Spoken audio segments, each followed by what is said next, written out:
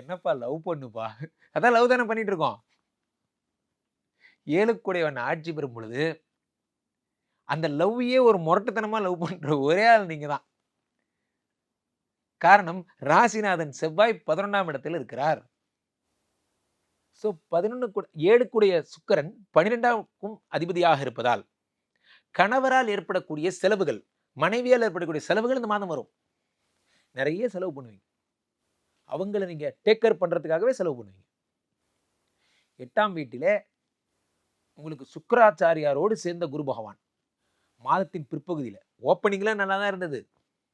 மாதத்தின் துவக்கம்லாம் நல்லா தான் இருக்கு. மாதத்தினுடைய எண்ட் எப்படி இருக்கு? சுக்கிரன் போய் 8ல மறைஞ்சிடுறாரு.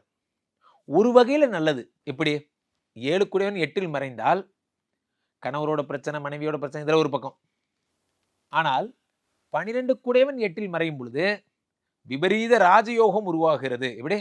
விபரீத ராஜயோகம்.